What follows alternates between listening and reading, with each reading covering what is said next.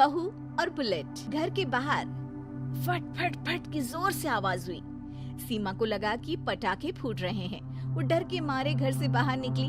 देखा तो सामने योगेश यानी कि पतिदेव एक बुलेट बाइक पर बैठे हैं। अरे डर गई क्या? बाइक लेकर आया हूँ तुम्हें घुमाने के लिए। सच में? मुझे लगा पटाखे फूट रहे हैं। अरे पटाखे भी फूटेंगे और मिठाई भी बटेगी। माँ को तो बुलाओ। माँ भी बाहर आ जाती है। अरे योगेश बेटा, इतनी जल्दी आ गया? और ये गाड़ी किसकी है? साहब की है? हाँ माँ, तुम्हारा बेटा साहब से कम है क्या? मेरी है। अरे बेटा, इतनी बड़ी गाड़ी ले ली, इससे तो तू घोड़ा ही ले लेता। महंगी पड़ी होगी ना? माँ महंगी सस्ती छोड़ो और मिठाई लाया हूँ, गांव में बंटवा दो। अरे बंटवा क्यों दो? पीछे बैठो, गांव में बांट कर आते हैं। सब खुश थे। योगेश गांव के बाहर एक कोयले की खदान में मजदूरी करता था। मेहनत और अकल से उसने वहां ठेकेदारी का काम सीख लिया और सूझबूझ से ठीक ठाक पैसा बनाने लगा। गांव में बात फैल गई कि योगेश के घर धमाका गाड़ी आई है। ऐसी गाड़ी पहले कभी किसी ने गांव में तो देखी नहीं थी। योगेश और माँ गाड़ी से वापस घर आ जाते हैं। बेटा, बाबूजी ऊपर से देख रहे होंगे और आशीर्वाद भी दे रहे होंगे तुझे। वो होते तो उनको भी घुमाता माँ। पूरे गांव में नाच नाच के मिठाई बांटने जाते। जैसे मैंने नाच नाच के बांटी थी जब वो अपने लिए एक साइकिल लेकर आए थे। बस बस, बाबूजी दो बात भी सुनाते कि फटफट वाली फटफटी ले आया। सीमा आगे कहती है, अपने लिए तो ये गाड़ी ले आए और मेरे लिए? अरे ये गाड़ी तुम्हारे लिए ही तो है। पक्का मेरे लिए है? अरे पक्का तुम्हारे लिए है। अगली सुबह जब योगेश सो रहा होता है तो उसे बाहर से गाड़ी की आवाज आती है। वो घबरा कर चिल्लाता है, चोर चोर, मेरी गाड़ी ले जा रहा है, चोर चोर। माँ भी जागती है और योगेश के साथ दरवाजे की तरफ भागती है। जैसे ही दोनों बाहर निकलते हैं तो देखते हैं कि सीमा गाड़ी चला रही है। अरे बहू, नाक कटवाओगी क्या? ये क्या कर रही हो? अरे गिर जाओगी, ये क्या कर रही हो तुम? सीमा गाड़ी को रोक कर कहती है, सारे गांव में घुमा लाई, कहीं नहीं गिरी। क्या? सारे गांव में घुमा लाई? अरे लोग क्या कहेंगे बहू? सोचा क्या एक बार? यही कहेंगे कि कितनी अच्छी गाड़ी है। अरे तुम्हारे बारे में। हाँ, कहेंगे ना कि देखो कितनी अच्छी गाड़ी पर बैठी है। बहू गाड़ी रखकर योगेश और सासू माँ के पास जाती है। तुमने कब गाड़ी चलाना सीखा?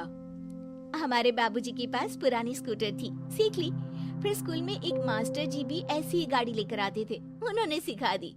हाँ, स्कूल के मास्टर आजकल यही सब तो सिखा रहे हैं। पढ़ाई का कुछ सिखाते तो कुछ भला होता। अरे बहू, अब गाड़ी मत चलाना। हमारे परिवार में कभी किसी औरत ने पीछे से आगे की सीट पे आने की हिम्मत नहीं की है। तुम भी मत करना, समझी? जी समझ गई माँ जी। सीमा सास की बात सुनकर चुपचाप रसोई में जाकर उदास होकर खाना पकाने लगी है। सास सुबह सुबह मंदिर से पूजा करके लौट रही होती है। तभी उसे दो औरतें रोक लेती हैं और कहती हैं, अरे बहू को थोड़े अच्छे लक्षण भी सिखा दो। गाड़ी चलाने निकली थी, गांव की मर्यादा का कोई ख्याल नहीं है। वही तो, अरे पैसे आने लगे हैं तो क्या मतलब कि किसी रीति रिवाज को नहीं मानोगे? अरे समाज में रहना है तो समाज के ढंग से ही रहना पड़ता है। अरे लाज भी नहीं आई बहू को?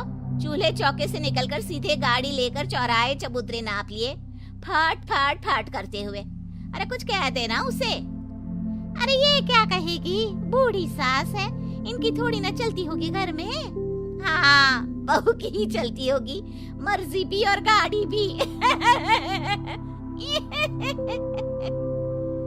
सास सब सुनकर घर आती है और बहू को चिल्ला के बुलाती है, अरे नाक कटवा दी सबके सामने गाड़ी चलाकर।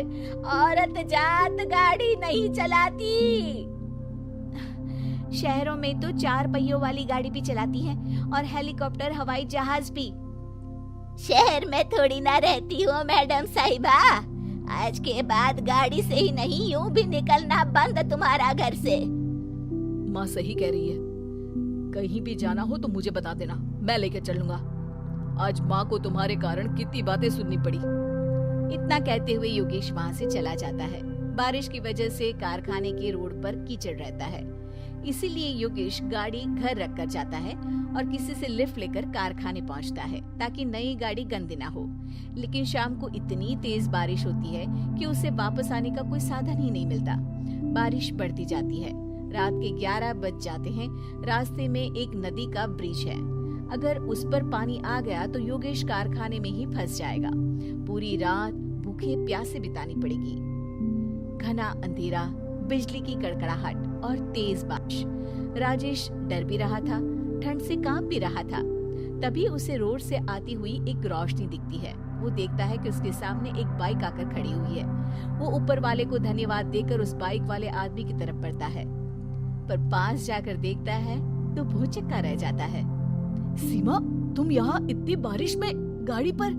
पहले बैठो तो, नदी ब्रिज पे आ जाएगी तो जाना मुश्किल हो जाएगा। योगेश गाड़ी के पीछे बैठता है। सीमा गाड़ी चला रही है। मैंने तो तुमको पहचाना ही नहीं। गाड़ी की आवाज तो पहचानी होगी ना? अरे पर मुझे नहीं पता था कि तुम आओगी। अच्छा किया कि तुम आ गई। माँ नहीं आने दे रही थी, पर हमेशा पति पत्नी की रक्षा थोड़ी ना करेगा, पत्नी को भी तो करनी चाहिए। योगेश को सुबह अपने किए पर पछतावा होता है। उसकी आंख में आंसू आ गए जो बारिश की बूंदों में बह गए थे। उसके बाद सीमा को सास ने और योगेश ने खुशी खुशी समाज की सीमा लांघने की मंजूरी दे दी। अब वो जहां भी जाती फट फट फट गाड़ी पे ही जाती।